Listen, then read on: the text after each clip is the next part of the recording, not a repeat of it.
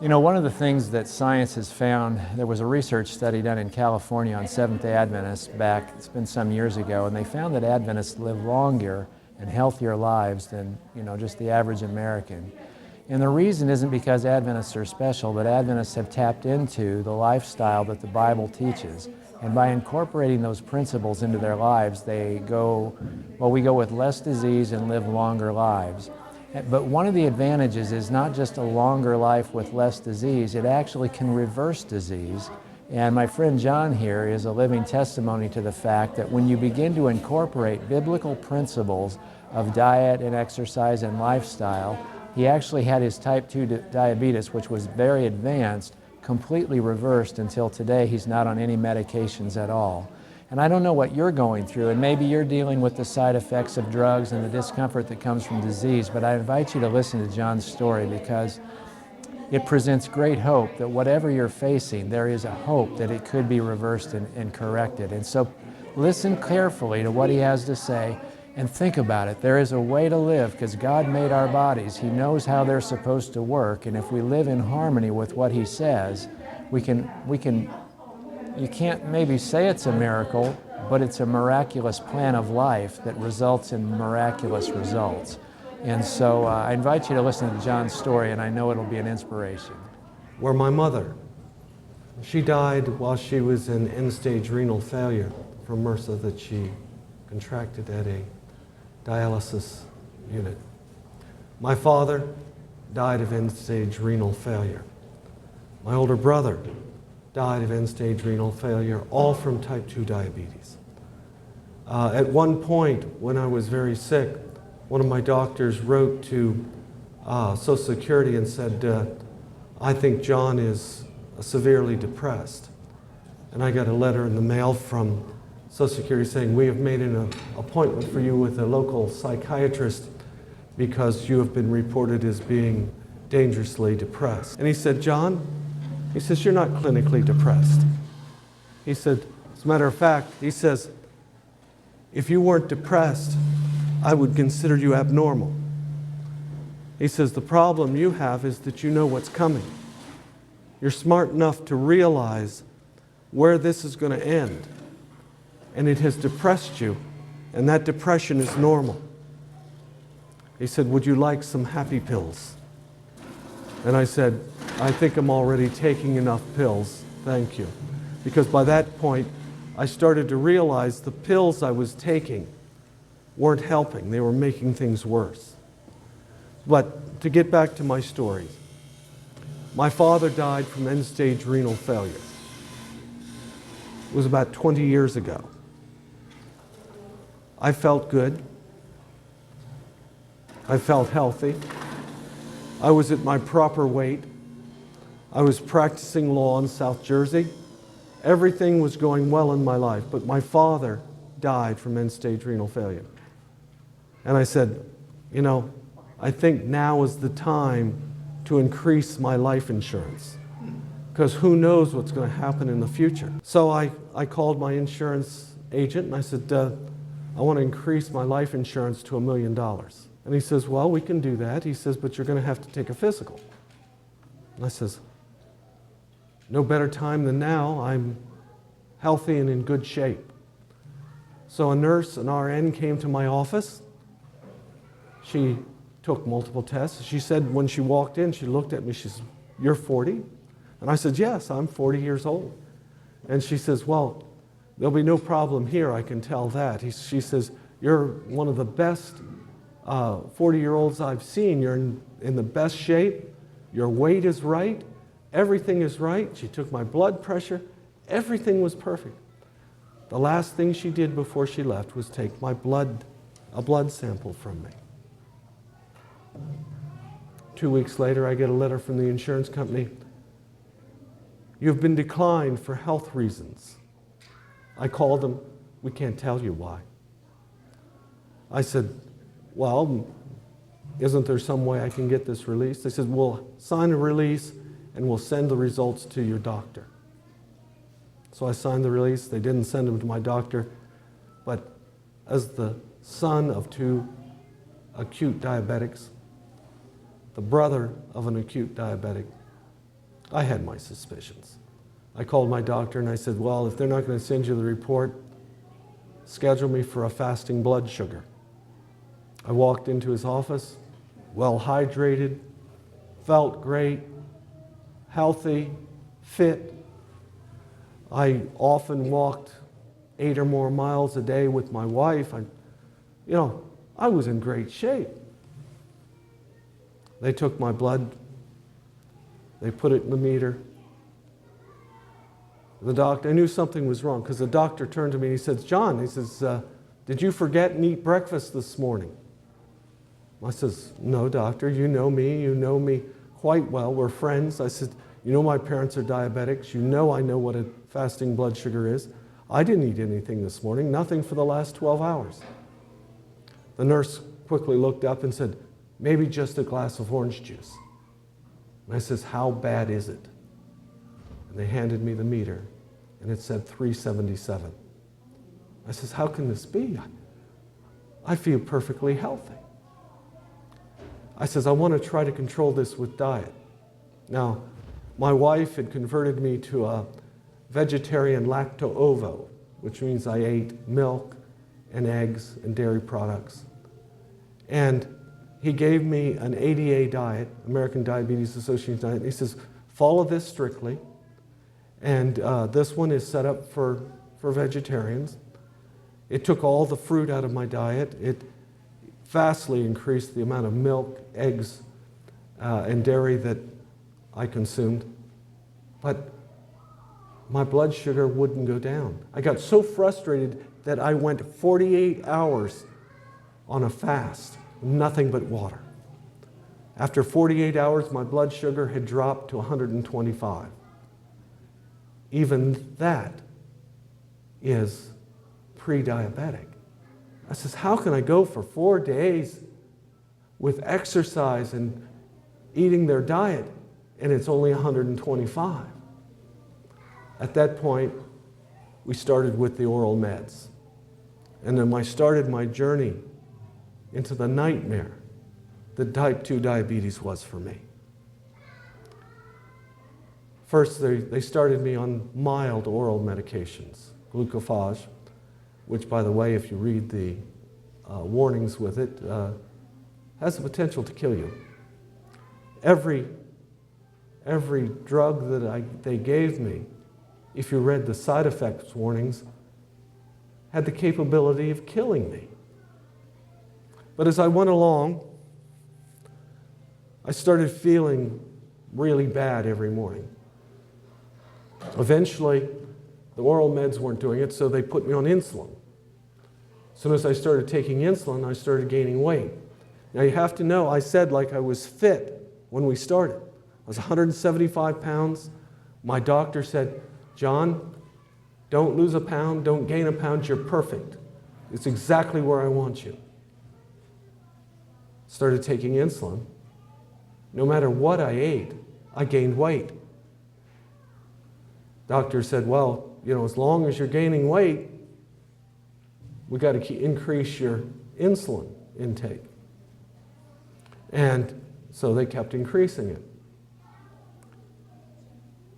About 5 years in, I had a stressful case in Cape May Courthouse. On my way home, I saw a little black spot start in the bottom of my left eye. That formed a droplet which went up to the top of my eye. You realize with your eye, it's reversing everything. So there was a drop that was coming down across my eye. I said, oh my goodness, I think my eye just hemorrhaged. I drove straight to my eye doctor and he said, your left eye's hemorrhaged.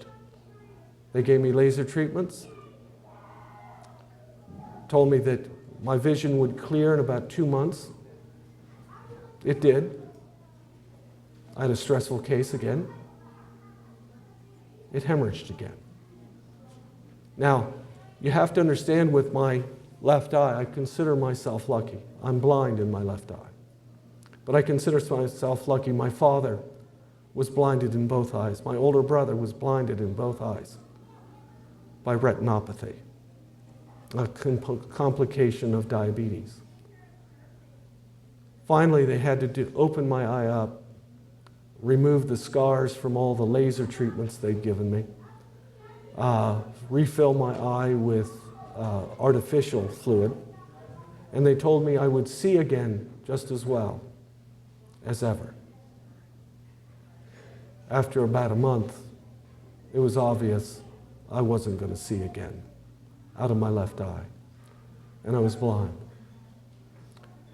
Now, one day at church, I asked for a special prayer because my eye wasn't healing right. And one of my dear friends, a lady in my church, came up to me and she said, "You know, John, you don't have to be a diabetic. You don't have to be sick." And I says, "What do you mean?" And she says, "Well, there's a place in Oklahoma called Lifestyle Centers of America. They can cure type 2 diabetes. They can straighten you out. You don't have to be a diabetic." So I very diplomatically explained to her that my father was a diabetic, my mother was a diabetic, my older brother was a diabetic, that my heredity dictated that I was going to be a diabetic. And there was no cure for type 2 diabetes. Later, she told me, she said that I basically called her an idiot. I says, "Oh, I never used that word. You may have felt like an idiot after I explained it medically to you, but I never called you an idiot." Well, like water off a duck's back, we went on. My faith in medicine, my parents were nursing home administrators. I was raised in a family that were firm believers in medicine. And a couple years later, another good friend who had retired to the Southwest came to our church, and at church he came up to me and he says, "John, I've heard you've been really sick." And I said, "Yes, I have acute type 2 diabetes." And he said, "You know, there's this place in Oklahoma called Lifestyle Centers of America, and you know, they can cure type 2 diabetes." Well, I must have been more diplomatic with him because he's never accused me of calling him an idiot. But again, I explained there was nothing they could do for me there. I already ate healthfully. I already exercised. And I was just getting sicker and sicker. Well, the next thing that happened to me was my son had an epileptic seizure. He was only about 7 years old. And they didn't know at the time, his doctor diagnosed it as an aneurysm, a brain aneurysm. And Christmas Eve, we took a high-speed ambulance from Woodbury, New Jersey, to Children's Hospital in Philadelphia. They were going to do emergency surgery on my son. We got there, and they told me, "Well, we're not going to do the surgery tonight. We'll do the surgery tomorrow if he needs it, but we want to observe him and retest him." And I said, "Okay, I'll stay here with him in his room tonight so that he doesn't get scared." And I slept there. The next day, the head neurologist at Children's Hospital came in and he said, "We've been observing your son all night. We've looked at the CAT scans from the hospital in Woodbury, and we've taken new CAT scans, and your son does not have an aneurysm. He has a certain type of epilepsy, which we hope will clear up as he grows older. But we're going to release him now." My son loved it. All morning, since it was Christmas Day, there were people coming in. Santa came in. They gave him a 20-foot long stuffed snake. He had a great Christmas. But when we got home, we were sitting down to have our regular Christmas, and I noticed my left foot felt funny. I took my foot off, and my sock was all bloody. I took my sock off, and my big toe was all swollen and had blood blisters all over it. I said, did I pick up an infection at the hospital? Because this, I'll tell you, one of the most dangerous places to go in the world is a hospital. The chances of picking up an infection are just tremendous. And as a diabetic with low resistance, because I've now been on diabetes drugs for years, I just feared for the worst. The next morning, I went to my doctor, and he says, oh, you definitely have some form of infection. And he put me on a powerful antibiotic. I took that for several weeks, and then the swelling didn't go down. And he says, something's wrong here. That antibiotic should have wiped out the infection. So he sent me in to get x-rays, and he called me on the phone that day. He says, I've made an appointment for you at a doctor who's a surgeon. He says, it appears that you have a broken big toe, a badly broken big toe. And that's why it's swollen, and that's why it's bleeding, not that you have an infection. So I said to my wife, he says, evidently he thinks it's important enough that I go today to this other doctor. I went to see this other doctor, and this other doctor said to me, he says, John, when did you get this broken toe? I said, I didn't even know I had a broken toe. I have diabetic neuropathy of my feet. I have no feeling. I don't know how I got it. I don't know when I got it. He says, well, looking at it in the x-ray, I think it's infected. I'm sending you to an infection specialist. She's the professor of infectious medicine at the local medical school. And she's very good, and your appointment is in 20 minutes. You need to get going. I said, what's going on here? I went to see her, and she says, you have an bone infection of your big toe. And it's very, very rapidly spreading. I'm going to put you in the hospital tonight for the next 4 months. And I says, I have a law practice. I can't go to the hospital for 4 months. And she says, I discussed it with her, and finally she says, okay, I'm going to give you the first shot tonight.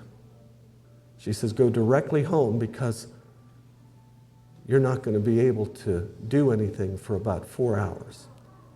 Tomorrow, a registered nurse will come and teach you how to give yourself this drug every day intravenously. But you have to promise me that you'll stay in bed. So for the next 4 months, I was bedfast.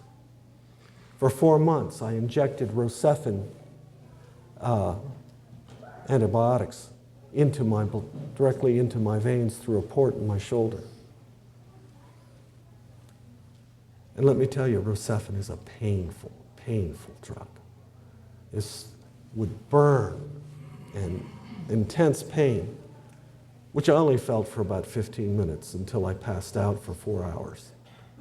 But this was every day for 4 months. At the end of 4 months, I went back in, and she says, I'm sorry to tell you this, John, but I think you're going to need to visit a friend of mine that's a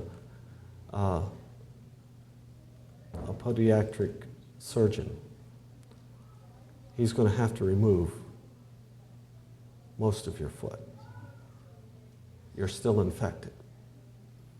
So I went to see the surgeon, and he said to me, he says, well, John, I want to offer you another option. He says, I have an experimental treatment. I will go in and open up the bone to your big toe, and we'll put antibiotic beads directly inside the bone, and hopefully that will kill the infection.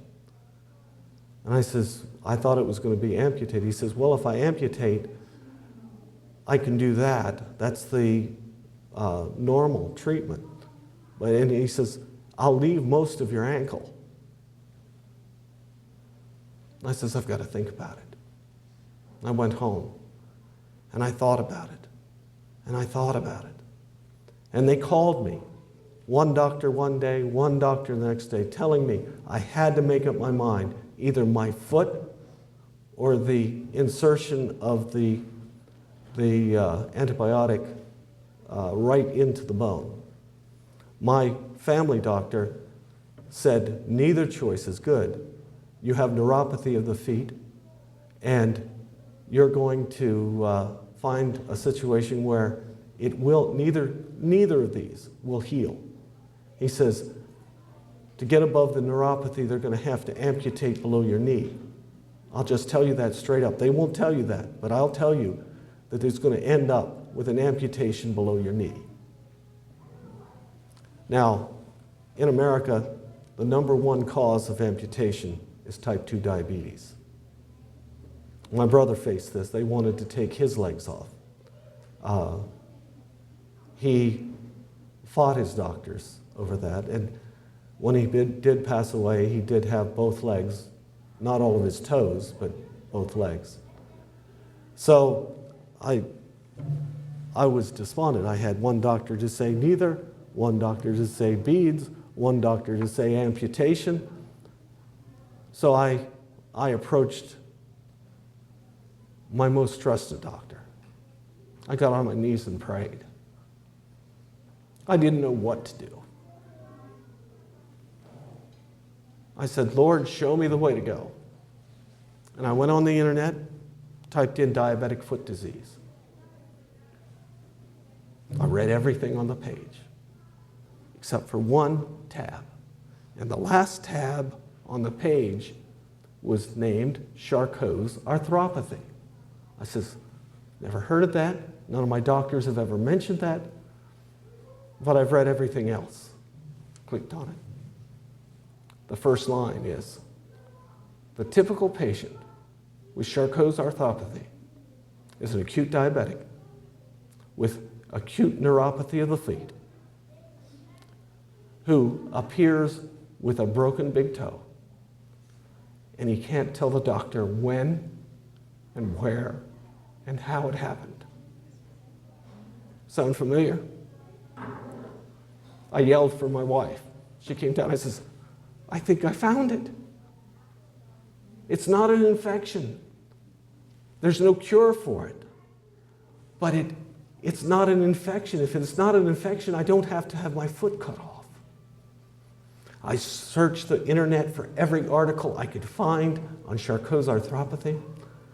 Quite frankly, I hacked into a doctor's diagnostic website, and I put all my blood test results in. I put in every bit of information I could in. And you know what it came up with? It usually comes up with a list of possible diagnoses. It came up with one diagnosis, Charcot's arthropathy. My wife said to me, you can't diagnose yourself. You got to get to somebody to verify this. So I, at this point, was somewhat cynical about my doctors. My doctors were brilliant people, but I sent the simplest Charcot's arthropathy description I could find by email to my doctors. A strange thing happened. With the exception of my family doctor, my specialists stopped calling me. I called them. They didn't return my calls. I begged to talk to them on the phone. Their receptionist says, the doctor can't come to the phone right now. I said, if they're afraid of me suing them, I said with regard to the professor, I said, let me have 15 minutes with her infection class. She had her class come and look at my foot. And she described the bone infection to them. I says, give me 15 minutes with them so that they'll, in the future, think about Charcot's arthropathy before they make their diagnosis.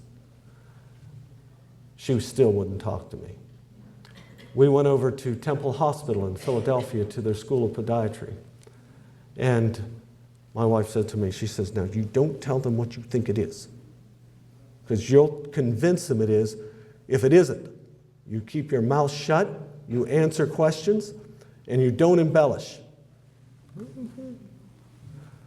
So they interviewed me. It was a first-year student, doctor standing in the doorway observing. About 2 minutes into the interview, I could see he was getting agitated in the doorway. He came running in and he says, excuse me, I think you have Charcot's arthropathy. I'm going to go get the professor. And he went to the professor. The professor had me re-x-rayed and then came in and very somberly said to me, I've got some interesting news for you. You've never had an infection. You've had Charcot's arthropathy. And I looked at my wife and I said, told you. And he looked at me and says, you knew? He says, I diagnosed it myself off the internet. When we sat back, he says, very interesting. He says, I bet I know something you don't know. And he says, I said, what? He says, you don't have one broken toe, you've got 2 badly broken toes. He says, with our special x-ray machines, we picked up the second toe is also broken. So, you see these shoes I have on, they're orthopedic shoes. Those were prescribed that day, and I've worn them ever since to protect my feet, because Charcot's arthropathy it wears away at the bones. It makes them brittle. Many Charcot's arthropathy patients end up with their foot as just a mess of broken, shattered, unhealing bones. Well, they did what they could for me. They put me in these prescription shoes and said, I'm sorry, there's no cure. It happens with type 2 diabetics. 16% of diabetic foot disease is Charcot's arthropathy. And they sent me home. But a year later, I fell. And the little bone where your Achilles tendon is attached to your heel shattered, leaving me without an Achilles tendon on the left side. I was sent to a surgeon who specialized in reattaching Achilles tendons. He called me in. Again, a very somber look. I hated doctors with somber looks. When I was an acute diabetic, it was always this somber look. And he said to me, he says, John, you have Charcot's arthropathy. I says, I know that, doctor. He says, there is no way that this can be reattached. He says, you can feel the bone in your calf where the muscle has pulled it up, halfway up your leg. He says, I can't reattach it. With your Charcot's, it will never heal. He says, I'm going to put you in a boot to stabilize it. And that boot went to my knee. And he says, if you're going to be on your feet, you must have the boot on, because otherwise you'll fall. So for about a year or so, I wore the boot. My left foot was just a terrible mess. I continued to get sicker. My doctor put me on more and more heart medicine because I was getting chest pains. I was getting weak. They already had me on cholesterol reduction drugs. I first took Lipitor, then I was changed to Crestor. You've heard these things advertised on television. I was at one point at the end of my career with diabetes. I was on 7 prescription drugs. That didn't cover the multiple aspirin I took each day. I was so weak that I ended up in a wheelchair. And I was despondent. I just woke up some mornings and just felt like if I let go, I'd die. I could just let go and die. I felt so bad. And it was about that time I was down at the shore, at our place at the shore, and my wife and daughter came running into me. I just walked from the kitchen to the bedroom. She said, "Dad, you're leaving a trail of blood." And I looked at my foot. My heel had fallen off. For 2 years, I visited a wound center filled with diabetics who were there because they had wounds that wouldn't heal. I said, how did I get this way? I've had, when I was 4 months in bed with Rocephin, I had to give up my practice of law. I love practicing law. It was what I lived for. I worked 14 to 16 hours a day. And diabetes took this away. Diabetes takes away everything. Doctors like to say that they manage your disease. No doctor at any time told me that I could reverse my type 2 diabetes. Only my friend at church, my old friend that had retired to the Southwest. I was so despondent at that point because I knew I was going to end up. At that point, my mother died from MRSA that she contracted from at dialysis with end-stage diabetes. My brother was forced to retire early from his job at UPS because he became too sick with diabetes. He became blinded and crippled. His hands went like this, all from the diabetes. And as the doctor said, John, you see what's coming. And that's your problem. You see what's coming. Well,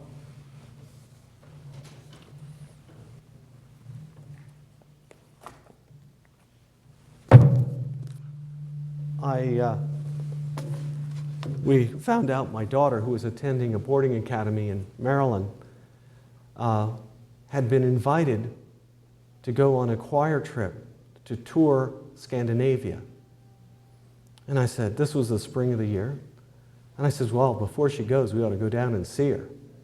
So we went down to visit her, and she worked in an Adventist Brook Center in the academy. And I went in to see her at work. And here was this big display. It says, new edition. And I walked over, and there was a book by Lifestyle Centers of America.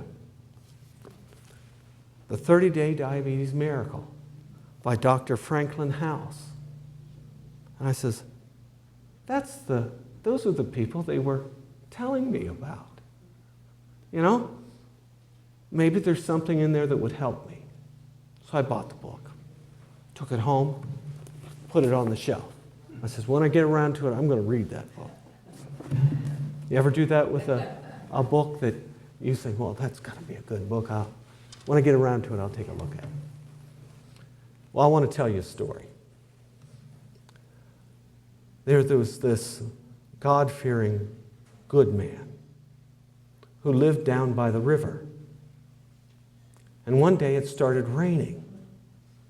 And the river started to rise. And the river was up to the front steps of his house. And a sheriff's officer came by in a 4x4, and he got on the bullhorn and he says, come on out, get in the truck, I'll take you to high ground. The river is rising. I'll take you to safety. And the man stepped out on the porch and yelled at him. He says, listen, I'm a Christian. God will protect me. God will keep me safe. Go away. Sheriff's officer shook his head, got in his 4x4, drove off. 2 hours later, The river had risen to the window level of the first floor of his house. The sheriff's officer came back this time in one of those pontoon boats, and he said, "Sir, you need to come out. I'll take you to high ground. The river's rising. You're going to drown." And the man opened the window and he yelled out, "I told you I'm a Christian. I believe in God. God will keep me safe. Go away." Sheriff's officer shook his head, took the boat away. The river kept rising. 2 hours later, he came back in a helicopter with a rope ladder. The man was sitting on top of the roof of his house, the water swirling all around. And he says, "Sir, climb the ladder. I'll take you to high ground to safety." The man looked up and he says, "I told you, I'm a Christian. I have faith. God will protect me. Go away." Sheriff's officer shook his head, took the helicopter away. About 20 minutes later, the river washed him off the roof and he drowned. On that great resurrection morning, he was walking to the holy city. He saw a man standing by the gate, obviously an angel, bright shining robes. He says, suddenly he was impressed that this was his guardian angel. And he walked up to him. He says, "Are you my guardian angel?"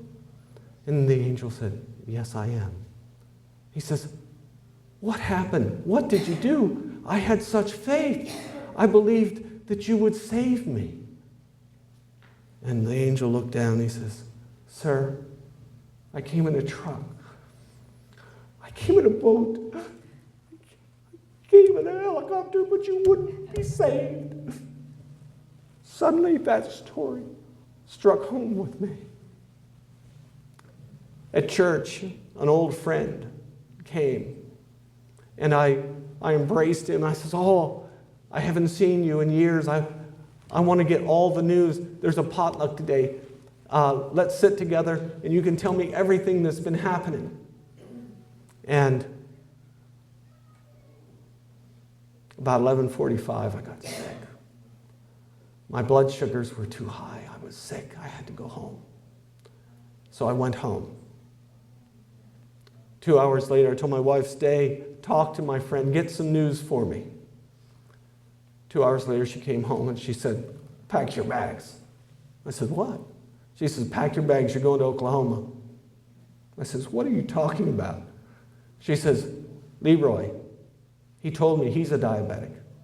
He went to Lifestyle Centers of America, and in 12 days, they got him off all of his diabetes medication. They reversed his diabetes. You're going to Oklahoma." I said, first off, Leroy's diabetes is not my diabetes. What may help him may not help me. I already eat healthfully. I said, "There's nothing they can offer me in Oklahoma." I said, "Besides, I've got their book on the shelf. If I want to do their program, all I need to do is take it off the shelf, read it, and do what it says." And she did the most irritating thing wives do. She looked at me, she says, "Well, why don't you?" I says, "Okay, I'll show you." I says, "I'll take it down, I'll read it, I'll do everything it says, I'll show you it won't work." So I got the book down. I read every page, every footnote, everything in the book. I went to the web page that goes along with the book and read it. I bought the foods that it said I needed.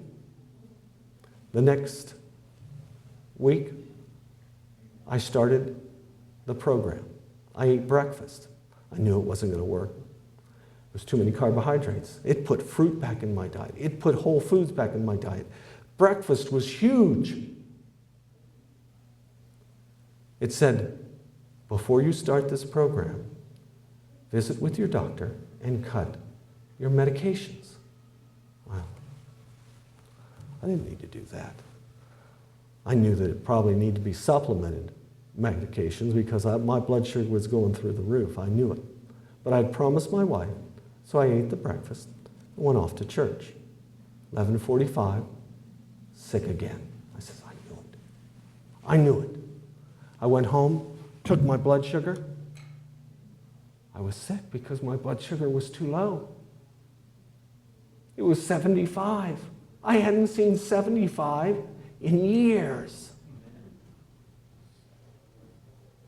I ate the lunch. I ate the dinner. By bedtime rather, I had the cold sweats, the shakes. I took my blood sugar, 52. My blood sugar was dangerously low. I ate a couple of oranges to get it up, and the next day I cut my medications in half. 1 week later, I went to see my doctor. He walked in, my file open. He says, how much insulin did you take today, John? I said, I took 6 units. He said, what was your blood sugar? I says, 90. He says, 90? What's going on? I says, I'm doing the 30-day diabetes miracle. He says, what's that? And I showed him the book. He thumbed to it, saw that everything in it was backed up with science. He says, that's interesting. I says, what's interesting is next week, when I come in here, I won't be on insulin at all. And my blood sugars will be normal because I've become a believer. I had to admit, one of the worst things I've ever had to admit in my life. My wife was walking. Hard for me to say it even today. My wife was she was correct. So, I mean, from there, I was off to the races. Within 14 days, I was off insulin altogether. 110 units a day to 0. 14 days. Within 30 to 40 days, actually about 40 days, I was able to stop my other medications.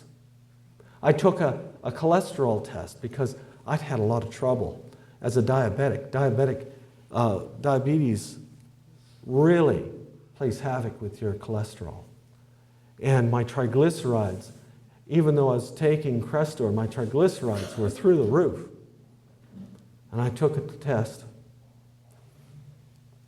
I got the results. And my wife says, why are you crying?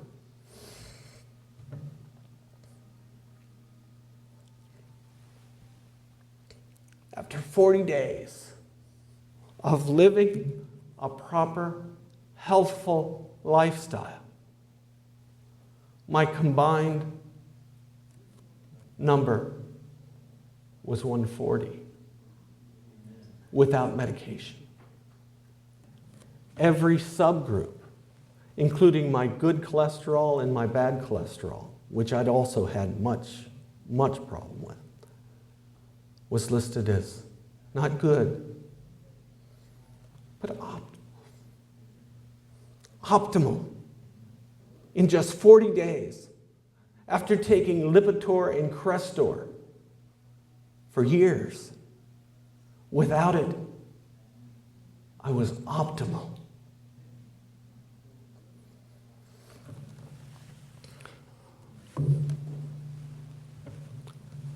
The program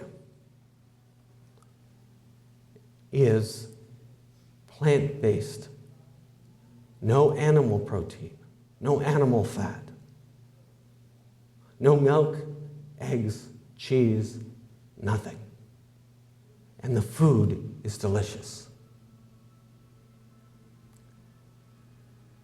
The key thing is, when I woke up in the morning, I wasn't depressed anymore. I felt great every morning. One of the most revealing things is after I got off the medications. One morning I was laying in bed. I woke up. I wasn't in pain. I was laying in bed. And I was able to think my way through an entire problem. One of my greatest assets as an attorney was that I was able to sit and picture in my brain everything that I had to do to win a trial. I could picture everything the other side was going to say. I could picture everything I should say. And I called this super deep thought. But for years, I hadn't been able to do it.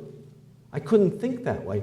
When I retired as an attorney, I was already unable to do that anymore because I couldn't think as clearly. And I realized my brain's back. And it's all lifestyle. Lifestyle is not just eating vegan, not just eating healthy.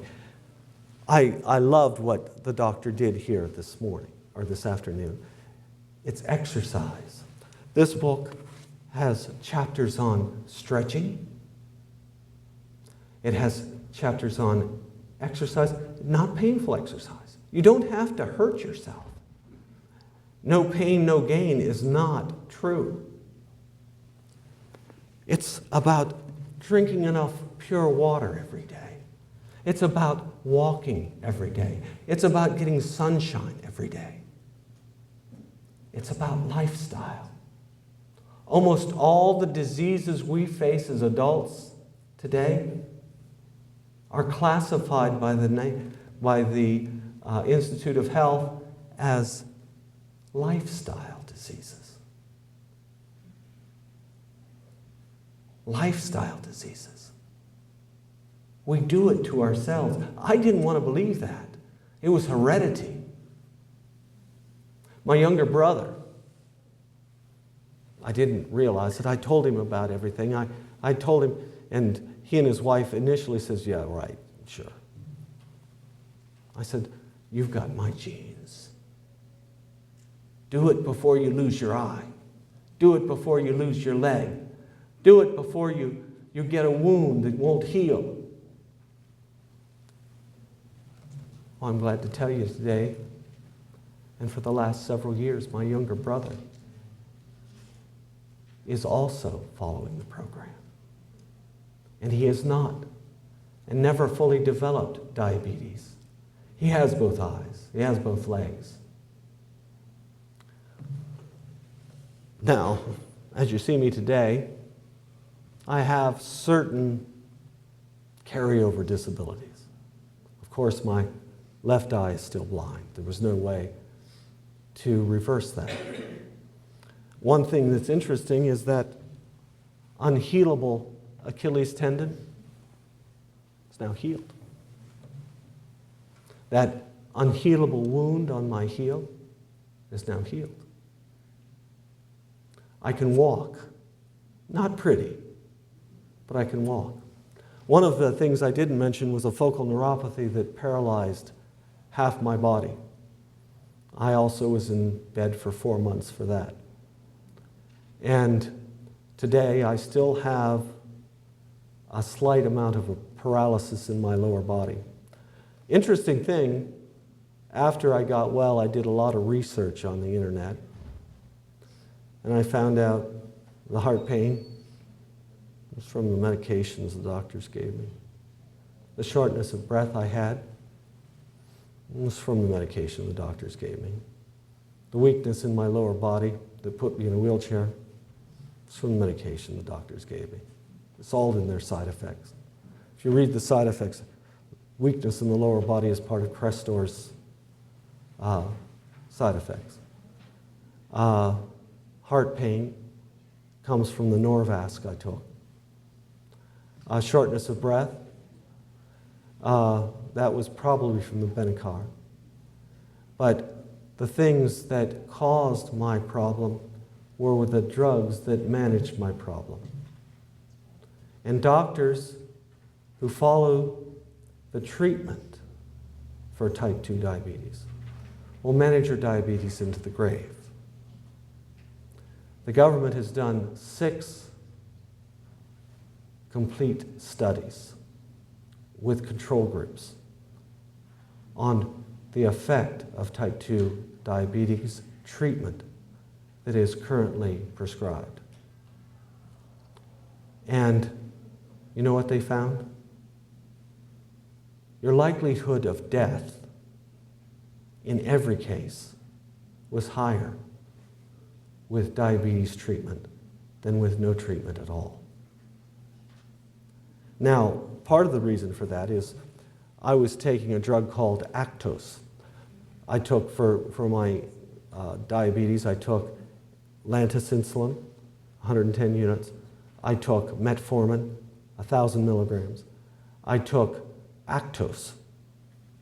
Now, a lot of you probably have heard of Actos because lawyers are advertising, my colleagues are advertising for Actos patients all over television because they want to get you to sign up for malpractice lawsuits. Because they've now found that Actos causes bladder cancer.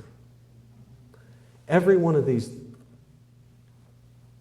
drugs has a side effect that could kill you. And the combination of them made it so that 6 times the government found that this type of treatment, more likely than not, would kill the patient. And I've met with Dr. House, by the way. He came and heard me speak to a ladies group in Philadelphia. I met with him. He came over in and sat through my little talk. And he came up afterwards and he says, you know, the book's full of maybes, possiblies, and things like that. He says, I blame you for that. I said, what? He says, lawyers made me put those words in there. But after running Lifestyle Centers of America, every diabetes patient that followed the program had reversal of type 2 diabetes. So it works. And the food is good. This book, if you know somebody with diabetes, this book has the whole plan in it. It has 7 days of recipes and menus. This book has 30 days of recipes and menus.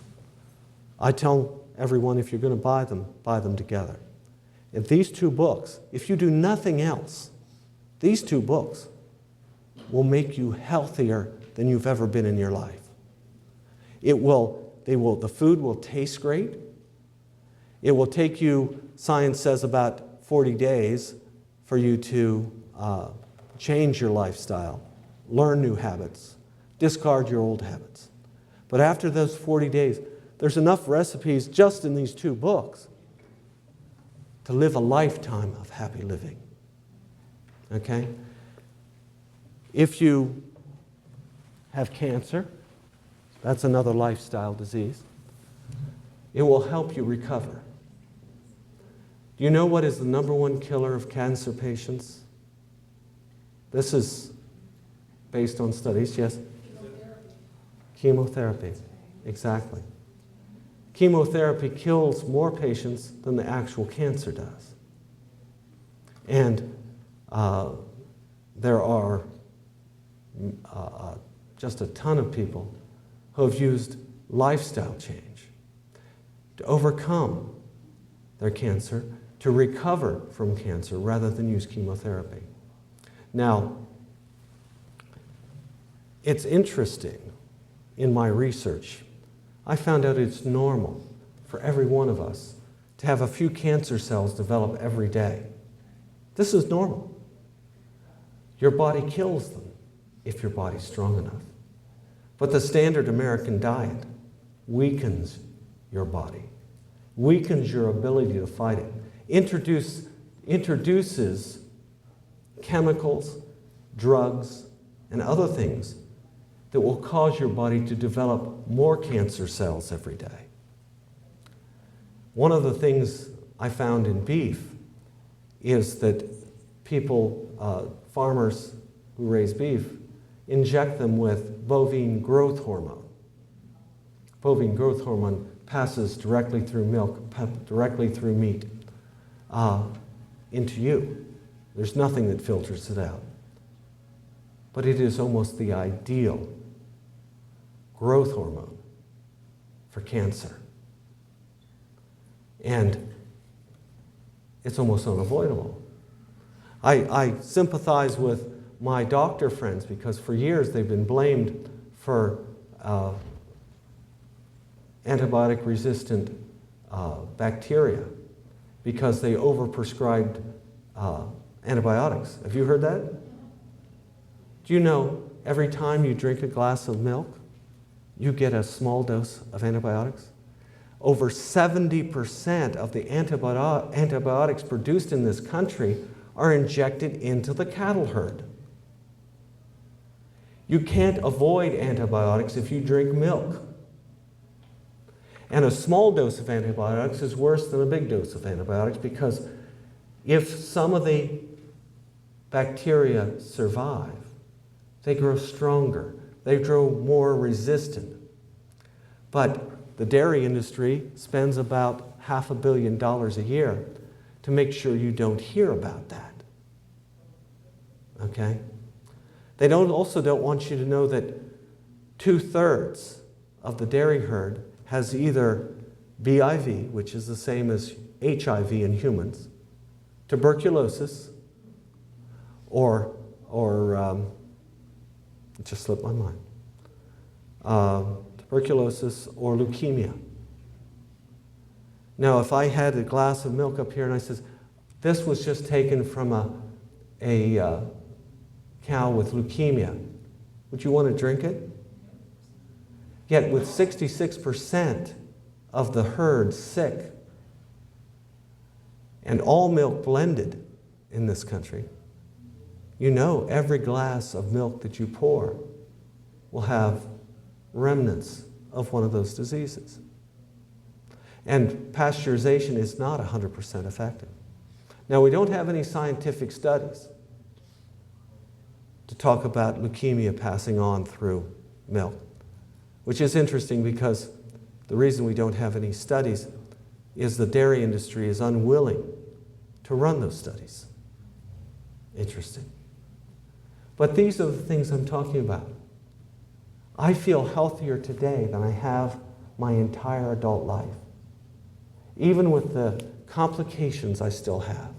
And you can feel healthy too.